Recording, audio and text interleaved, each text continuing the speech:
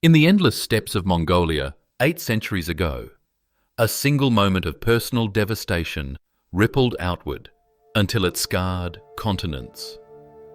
Temujin, the man who would one day become Genghis Khan, saw his young wife Borta stolen away by the Merkit tribe. She was not simply kidnapped. She was brutalized, violated, and returned months later carrying the child of another man. What began as an intimate wound of humiliation and grief metastasized into one of history's darkest systems of domination, the weaponization of sexual violence. The Mongol conquests have often been told as stories of military brilliance of horsemen who swept like storms of empires crushed beneath hooves.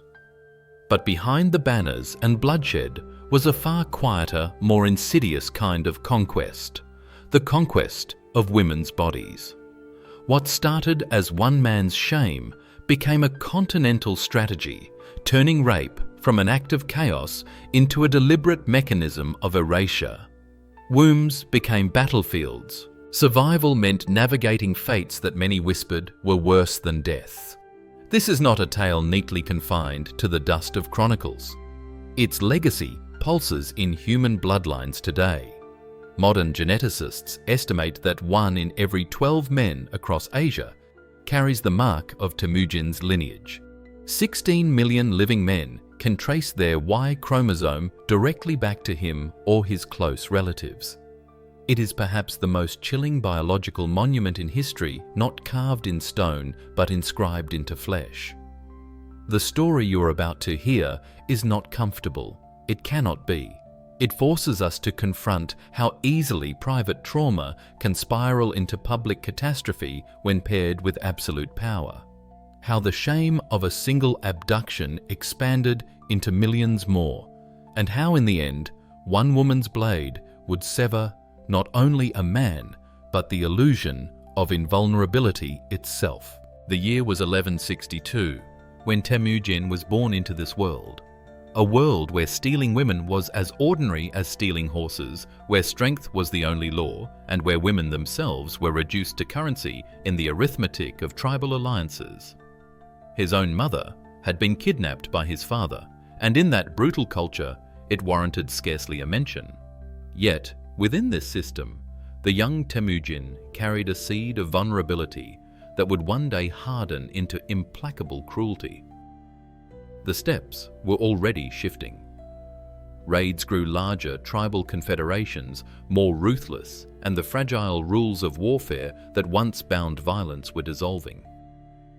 Into this landscape, Temujin was cast an orphaned boy, whose father was poisoned, whose family was abandoned by their clan, and who grew up understanding betrayal more intimately than love. But for a brief flicker of time, there was hope. In 1178, Temujin married Borte, a woman whose presence represented not only affection but legitimacy. Her family was respected her dowry and connections vital for Temujin's fragile position as a minor chieftain. For a heartbeat, it seemed possible that the cycle of violence might pause, that one generation might escape the arithmetic of revenge. And then before dawn, the Merkits came. They came not merely for plunder, but for vengeance, avenging a bride stolen decades earlier by Temujin's father. Borta was their target. Temujin, faced with annihilation, fled into the night. He would live to fight again, but at a cost that would shape the fate of millions. What followed in those 9 months of her captivity was more than the loss of a wife.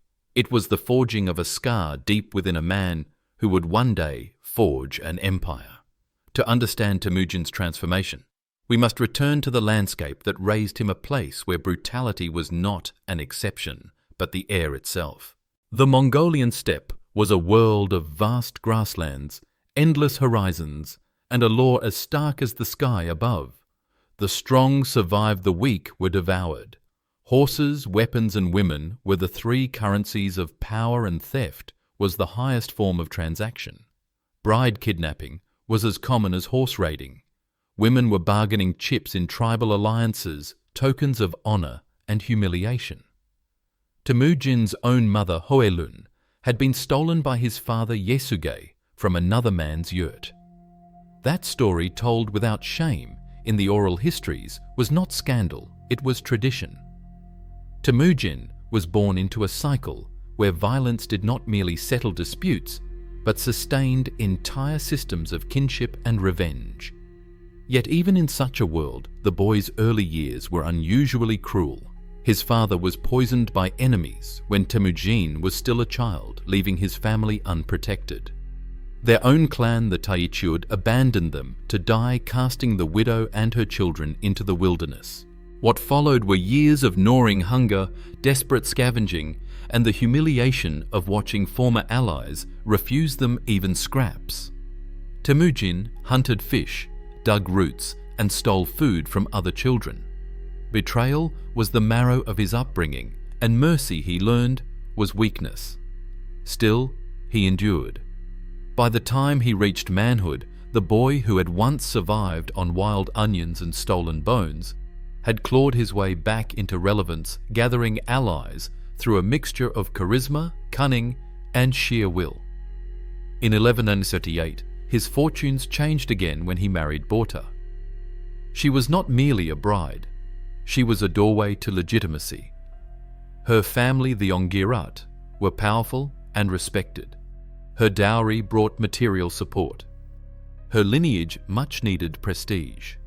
For Temujin, who had grown from exile to tentative chieftain, the marriage was both strategic and personal. Contemporary accounts hint at real affection between them, an unusual detail in an era when marriage was often transaction alone. For a fleeting moment, it seemed that life might relent. The boy who had grown up in betrayal might finally claim stability. But the step was not finished with him. The Merkits, an old enemy, had not forgotten a crime committed decades before. Temujin's father had once stolen a bride from them, and now, according to the merciless logic of step justice, they would repay that insult in kind.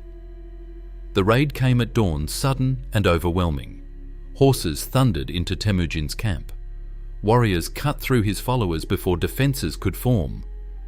In the chaos, he faced a choice fight and likely perish or flee and preserve his chance at revenge. He chose survival. Borta was dragged away, her screams lost in the wind. For 9 months, she lived as a captive among the Merkits, subjected to repeated violation, forced into the household of another man. When Temujin at last gathered enough allies to raid their camp and bring her back, she returned visibly pregnant. The child she carried could not be his. Steppe culture measured a man's worth by his ability to guard his family's honor. To fail at that was the ultimate emasculation. A man unable to protect his wife's womb could not be trusted to protect his people. Yet Temujin did something radical. Even dangerous, he accepted Borta back. He raised the child Joki as his own. But the decision carried shadows. Rumors whispered in every corner, doubts followed the boy throughout his life, and the father's love was always tinged with suspicion. The wound did not heal, it hardened. From this fracture, Temujin began to remake himself, not as a man who endured betrayal, but as one who ensured it would never touch him again. Observers noticed it almost immediately. The man who had once shown flashes of forgiveness now seemed to bleed mercy out of his soul. Before Borta's abduction, Temujin sometimes spared enemies who submitted. Afterward, he demanded not just victory, but annihilation. It was as if one man's humiliation had turned into an empire's creed. Modern psychologists might call it a trauma response. The young chieftain, once vulnerable to betrayal, now sought control in the most absolute terms. If he could not prevent one violation, then he would guarantee he dictated thousands. For Temujin, the lesson was simple. Safety lay only in becoming the predator who left no rivals alive. But what makes the Mongol story so chilling is not just the violence itself. It is the way that violence was organized, systematized, made into infrastructure. Temujin did not unleash his men to rape chaotically as armies before him had done for millennia. He codified it. He industrialized it. He transformed it into a bureaucracy. After each conquest, the Mongols performed what they called the sorting. Women and girls were lined up in rows, examined like livestock. They were judged by beauty, age, health, and most prized of all, virginity. The most attractive became the personal property of the Khan or his leading generals. Others were distributed down the ranks according to merit, like spoils of war carefully catalogued. Even common warriors received their shares, a grim incentive system that tied sexual violence to battlefield performance. This was not random pillage. The Mongols created laws that specified precisely how many women each rank could claim. Punishments awaited those who tried to seize more than their allotted number. Scribes maintained ledgers that tracked the distribution of captives with the same meticulousness they used to count horses and arrows. In some chronicles, entire lists survive names, ranks, and the corresponding human beings assigned as prizes. The cold efficiency is what still shocks historians. In cities that fell to Mongol assault, specialized units would move in behind the warriors. While execution squads slaughtered the men, these detachments rounded up women for classification. Inspections were rapid but merciless, teeth checked to confirm age, hands examined for signs of noble upbringing, hymens inspected for virginity. Some women were branded or tagged to mark their designated use. Others were catalogued in written registers. It was sexual violence transformed into policy, turned into logistics, executed with chilling detachment. The empire that would one day be celebrated for its postal network, its trade routes, and its legal codes, also perfected a system in which women were transported as human cargo. Their lives and bodies calculated in ledgers like sacks of grain. The logic was cruelly simple. Rape was no longer just a byproduct of war. It was a weapon of conquest, a strategy of domination, and above all, a tool of erasure. By controlling the wombs of the conquered, Temujin and his successors believed they could erase peoples not only in the present, but in generations yet unborn. Temujin, the boy who had once fled into hunger and exile, was now becoming Genghis Khan, and he would build his empire not only on blood and fire, but on the systematic violation of millions. Once the sorting was complete, the conquered women were swept into a machinery of captivity that seemed designed not only to exploit their bodies, but to dismantle their identities piece by piece. They were processed like inventory, branded, tagged, or registered, then herded into caravans that carried them far from their homelands. Some were packed into specially built wagons with crude provisions moved across the empire as though they were livestock destined for distribution. At the end of these journeys, many found themselves in the Ordu, the mobile military camps of the Mongols. Here, entire sections of the camp became what historians grimly call comfort battalions. These were not chaotic clusters of captives, but organized institutions that shadowed the army like parasitic twins. Each battalion was divided by rank, by age, by beauty. Noble women often became the wives of officers managing households that included dozens of other captives. Younger girls or commoners were assigned to groups of soldiers, their use determined by military hierarchies. Inside these camps, daily life was structured around subjugation. Women were given quotas, sometimes required, to service a set number of men each day. Refusal brought punishments ranging from starvation to mutilation. Even pregnancy offered only a temporary reprieve. Once a child was born, the cycle resumed. But cruelty in these camps extended beyond the body. The Mongols seemed to understand instinctively that breaking a spirit required more than violence. It required humiliation. Women were forced to cook meals for their abusers, mend their clothing, even sing songs from their lost homelands to entertain them. Every act of survival was turned into a performance of subjugation. And yet, in the shadows of this machinery of horror, resistance flickered. Captives shared herbs and knowledge that could prevent pregnancy or induce miscarriage, acts of desperate agency in a world that denied them ownership of their own bodies. Older women taught the younger ones phrases in Mongolian that might soften a captor's hand. Protective circles formed where stronger captives shielded the more vulnerable from the worst of the violence. These were not rebellions that shook empires, but they were rebellions nonetheless, tiny islands of humanity in an ocean of brutality. Escape was nearly impossible. The camps were often stationed far from the cities they had plundered, surrounded by vast, merciless steppe. Women who fled alone faced death from cold hunger or wolves before they could ever reach safety. Those recaptured were made into examples, tortured, mutilated, sometimes deliberately released back to the others as warnings. Guards themselves were rewarded for vigilance. They could claim any recaptured woman as personal property. The incentive system ensured compliance not only through fear, but through greed.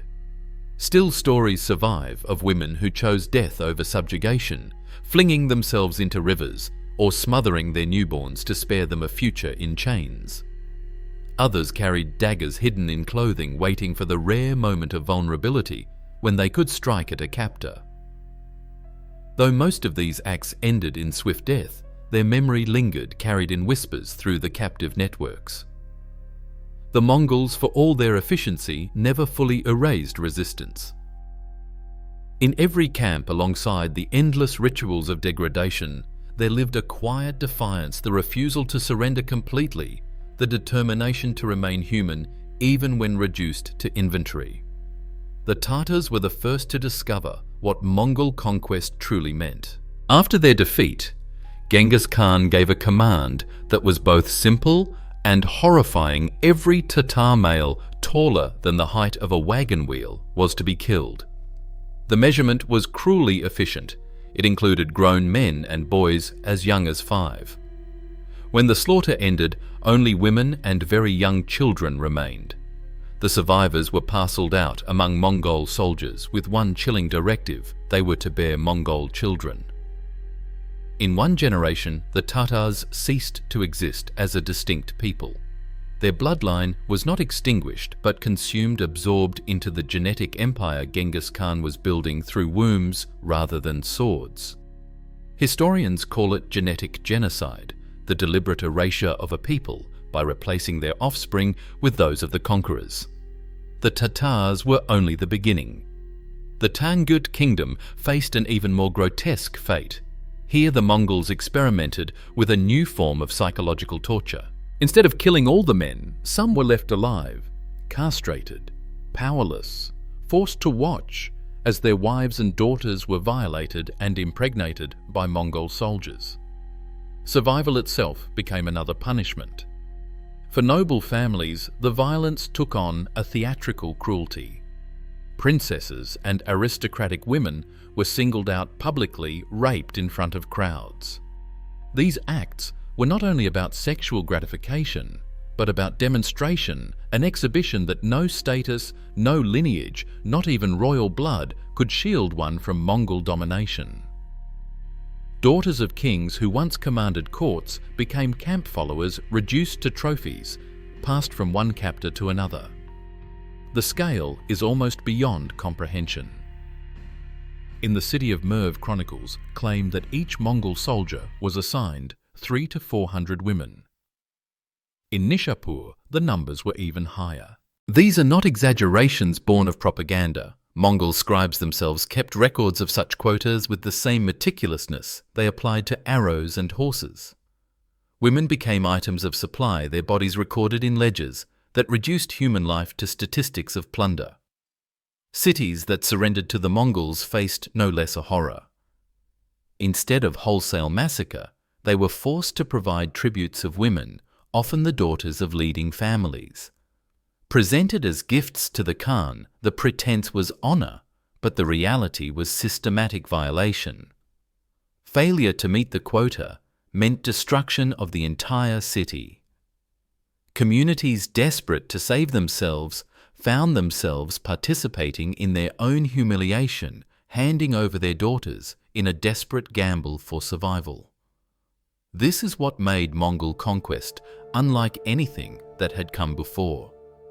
Other armies had pillaged, enslaved, raped, but usually in chaos in the fury of victory. Genghis Khan turned it into policy as predictable as taxation, as inevitable as death. Every man taller than a wagon wheel would be cut down. Every woman of childbearing age would be made to carry the conqueror's blood. It was not only conquest of land, it was conquest of lineage. And in the brutal arithmetic of empire, entire peoples could be erased not just by killing their sons, but by taking their daughters' futures and rewriting them in Mongol blood. The Mongols did not leave their system of sexual conquest to chance. They built infrastructure for it networks as organized and deliberate as their famed military supply chains. Outside conquered cities, they established selection centers where women were gathered, inspected, and categorized. Here, scribes recorded their features, physicians examined them for disease, and officers ranked them according to a grim scale, grade A through D. Grade A meant youth, beauty, and virginity. Such women were reserved for the Khan and his generals. Grade B went to senior officers, grade C to lower commanders, and grade D, those judged too old, plain, or weak, were relegated to common soldiers or forced into camp labor. These categories stripped away individuality, reducing people to units of inventory. Surviving ledgers record such transactions with stomach-turning precision. Received 234 grade B females distributed per attached list. Transportation was equally systematized. The Mongols developed specialized wagons for moving captives across vast distances. Some were fitted with crude partitions to keep women alive long enough to reach their assigned destinations. Guard units were trained specifically in managing prisoners, learning how to prevent suicides, suppress escape attempts, and maintain order during transport. It was human trafficking scaled to empire. The Mongol postal system, the yam, stretched across Asia with stations every 20 to 30 miles. Officially, it was designed to supply fresh horses and provisions for couriers. Unofficially, it doubled as a continent-spanning chain of sexual exploitation. Each station maintained a contingent of captive women for travelers' use, turning the empire's communication network into what one historian chillingly described as a rape highway. Logs from station masters reveal how women were rotated between posts to provide variety for passing officials. High-ranking men could even reserve particular women in advance, like booking lodgings on a journey. Along major routes, the Mongols built fortified rest houses, complexes where officials could spend days. These were not simple shelters. They were institutions of entertainment, musicians, and dancers taken from conquered cities, performed while women were kept in segregated quarters for sexual use. Archaeological excavations at some sites have uncovered remnants of these facilities. Medical rooms for treating venereal diseases, kitchens staffed by older captives, and burial pits where skeletons of young women show signs of repeated pregnancies, malnutrition, and violent injury. This system was self-sustaining. Women who became too sick, too old, or too injured to continue serving were repurposed. Some were forced into roles as cooks, cleaners, or midwives for the younger captives. Others were left behind to maintain the stations themselves, ensuring that the machinery of exploitation never ran dry. Even death fed the system. Burial sites were often shallow, and wolves or scavengers scattered bones across the steppe, grim reminders to those still alive. What makes this all the more haunting is its efficiency. This was not brutality born of chaos.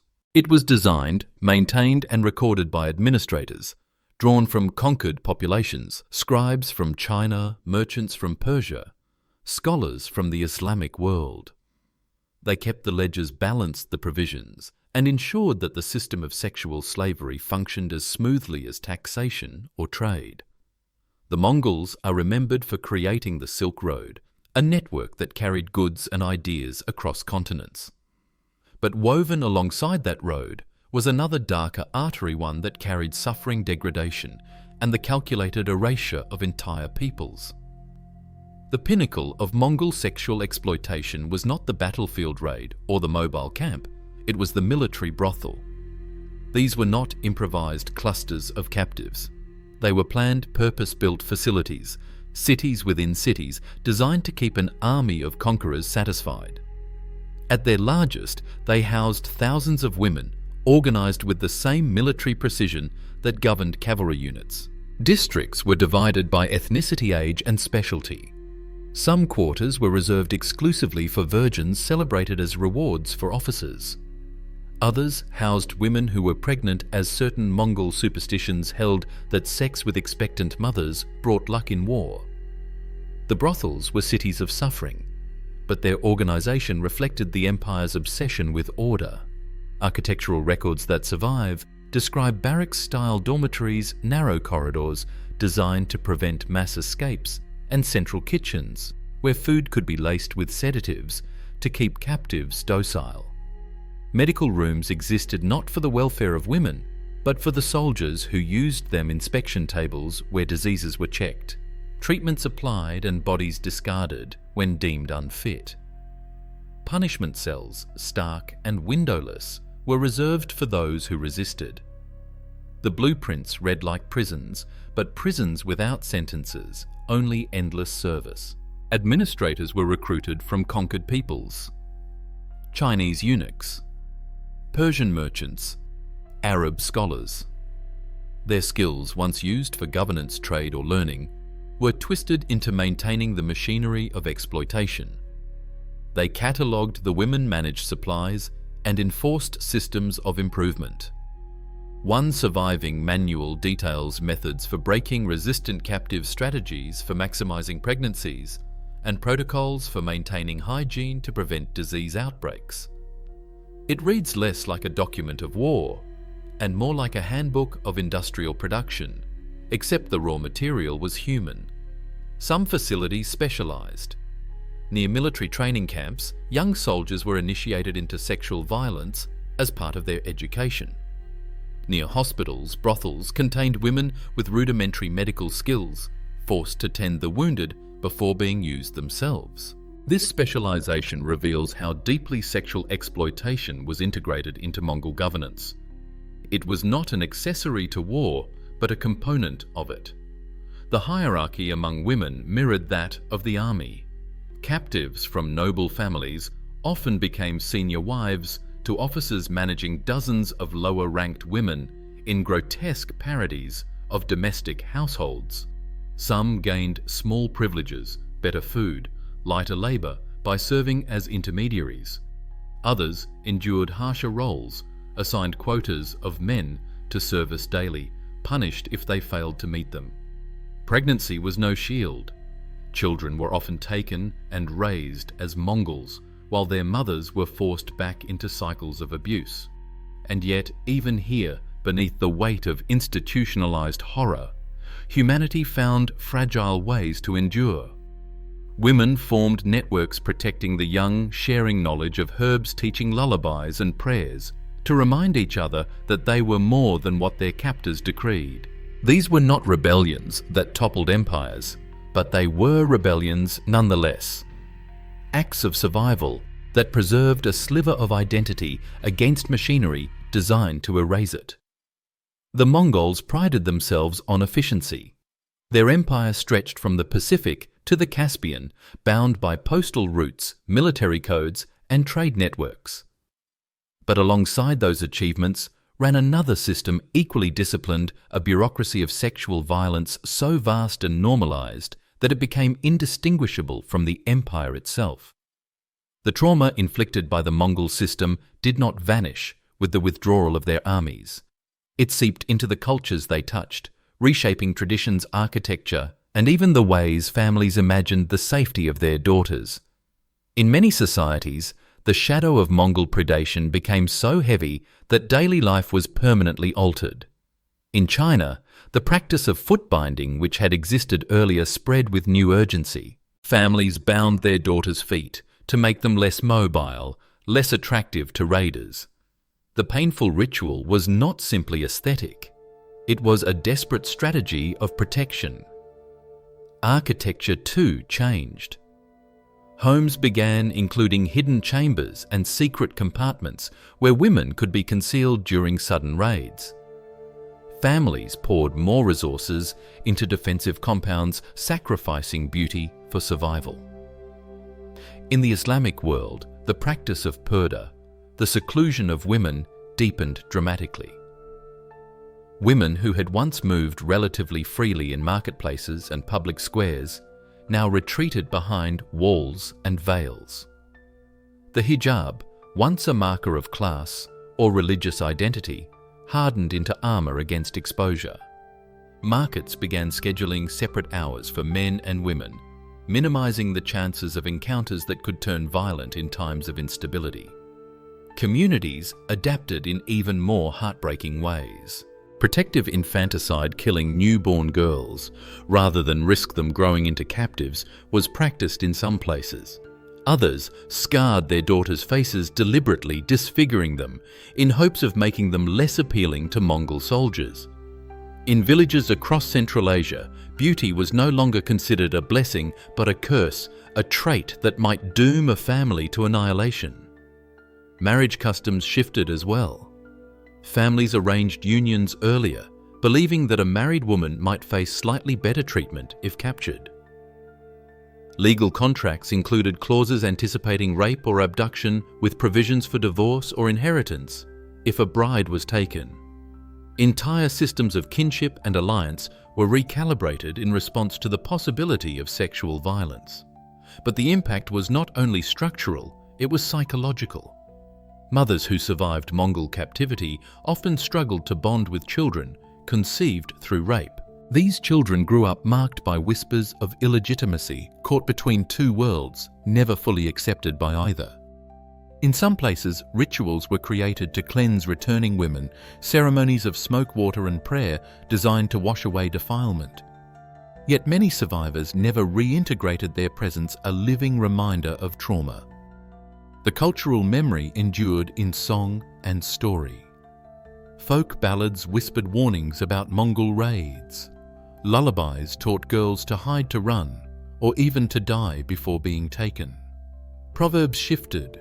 Where once beauty was celebrated, now sayings warned that a pretty daughter was a family's greatest danger. Oral traditions became both archive and weapon, ensuring that future generations would remember what had been done and how easily it could be repeated. What is perhaps most striking is how these adaptations outlived the empire itself. Long after the Mongols had retreated, the customs remained woven into the fabric of societies that had once been prey. The architecture of fear, the rituals of concealment, the mistrust of beauty, all were the invisible ruins left behind by a conquest that sought not only to control land, but to rewrite the very ways people lived. Centuries after the empire fractured its imprint remained not in monuments or ruins, but in blood. Modern geneticists mapping Y chromosomes across Eurasia uncovered a startling truth. About 16 million men alive today carry markers that trace directly to Genghis Khan or his close male relatives. That is 0.5% of the world's male population, and in some regions of Central Asia, the figure climbs as high as 30 or 40%. This is not coincidence, nor is it the slow drift of ordinary inheritance. It is the genetic scar of conquest, a legacy born not of love, but of systematic violation. Each marker represents countless assaults. Each cluster of data points a statistical echo of grief. Where chronicles describe cities leveled and women divided, genetic maps confirm it. Scientific testimony layered over the cries of survivors. The patterns reveal both what history recorded and what it forgot. In places where Mongol conquest is well documented, high concentrations of genetic markers align perfectly with the stories of atrocities. But other anomalies complicate the picture. Some regions with few written accounts show astonishingly high Mongol genetic presence, evidence of forgotten massacres or overlooked campaigns. Conversely, there are areas where records describe devastating conquest, yet the genetic footprint is strangely faint. Perhaps resistance was more successful there. Perhaps entire populations were annihilated, leaving no survivors to carry any lineage at all. These studies also uncovered disturbing bottlenecks. In some populations, genetic diversity collapsed after Mongol conquest, consistent with patterns where most men were killed and women were forced to reproduce, with only a handful of Mongol warriors. Disorders linked to such bottlenecks, rare blood conditions, heritable vulnerabilities remain elevated in certain regions today. It is as though the body remembers what culture sometimes prefers to forget. But the genetic evidence raises not only scientific questions, but cultural ones. In Mongolia itself, Genghis Khan remains a national hero. His face adorns banknotes. His name christens airports. His likeness towers in colossal statues. School children are taught of his brilliance as a strategist, his innovations in law, and trade his tolerance for religions. The stories of mass rape and erasure are muted, contextualized, or dismissed as exaggerations by enemies. For many Mongolians, the genetic legacy is a source of pride, proof of their ancestors' vitality and dominance. Elsewhere, it is remembered differently. In Iran, the Mongol invasions remain a historical trauma, comparable to the Black Death or the Holocaust, a scar in collective memory. In China, histories both condemn the brutality and acknowledge that Mongol rule helped reunify fractured territories. In Russia, narratives focus on the military yoke rather than sexual violence. Each region molds memory to its needs, deciding which fragments of the past to emphasize and which to silence. The paradox persists even in modern families. Genealogists and DNA testing companies often stumble into these truths, forced to phrase results with extraordinary care. To tell someone that their paternal line links to the Great Khan is to say that their existence is proof of survival, but also proof of violation. Pride and shame, survival and trauma mingle uneasily in the same blood. The genetic story confirms what survivors always knew, that the Mongols did not just conquer landscapes, they colonized bodies. Their empire was written not only in maps and chronicles, but in chromosomes. And 8 centuries later, that empire has not entirely vanished. It lives quietly and invisibly inside millions who never asked for it. Among the millions of women silenced by Mongol conquest, one voice emerges in legend, sharp as steel, unforgettable as thunder. She was a Tangut princess, known in some sources as Gurbal. Sent as tribute after her kingdom's defeat, she endured 3 years in Genghis Khan's household, forced into concubinage, her body reduced to spoils of empire. Outwardly, she was compliant, quiet, even meek. But beneath the silence, she was waiting. Raised in a warrior culture, Gurbal had learned not only embroidery, but blade work.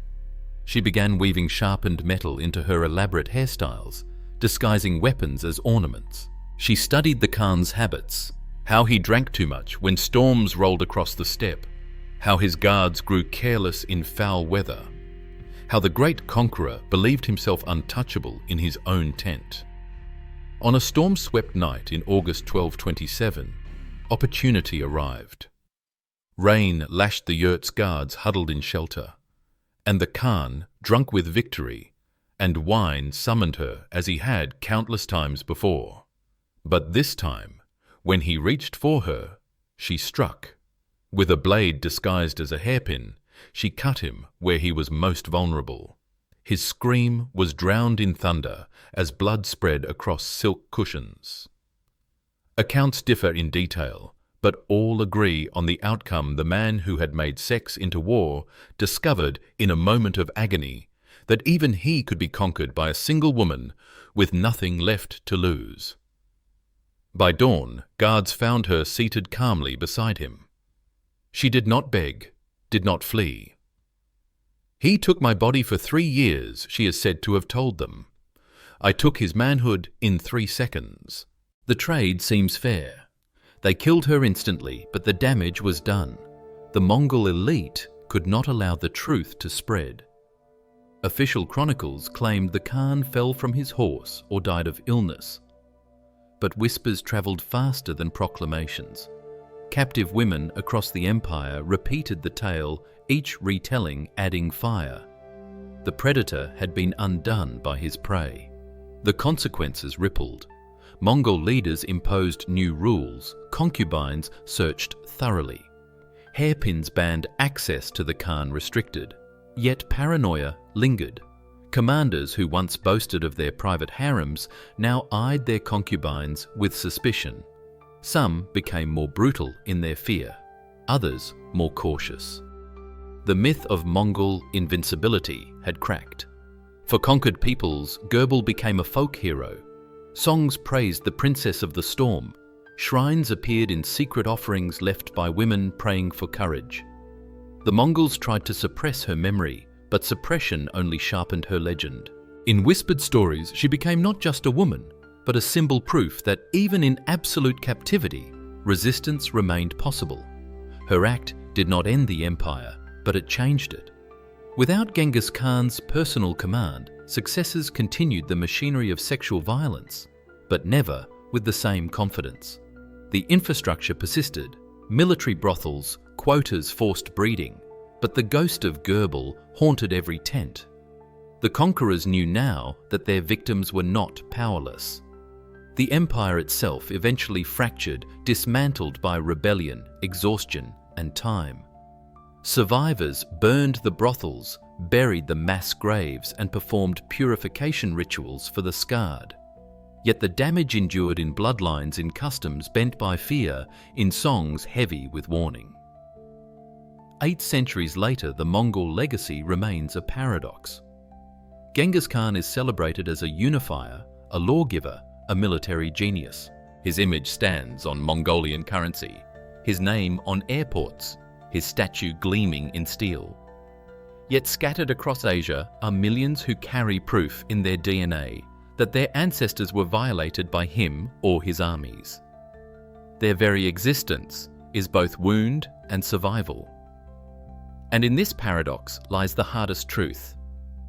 Atrocities do not vanish when the armies retreat. They ripple forward, shaping societies, reshaping identities, persisting in the silence of genes. But so too does resistance. Every herb shared in secret, every lullaby of defiance, every dagger hidden in clothing, every whispered story of Göbel. These too survived, shaping futures that the Mongols sought to erase. History remembers conquerors by their victories, but it is often defined by the resilience of the conquered. Göbel's blade cut more than flesh. It cut through the myth of invulnerability, reminding us that even the greatest predator can be undone by the courage of the prey. Genghis Khan built an empire that spanned continents, but in the end his legacy is inseparable from the women he sought to erase. Their suffering, their endurance, their quiet rebellions ensured that the Mongol dream of genetic domination was never complete. The empire fell. Cultures survived. Languages persisted. Humanity endured. And in that endurance lies the final lesson. Power built on violation always carries the seeds of its undoing. Every atrocity creates its own reckoning. Every predator creates somewhere a Göbel.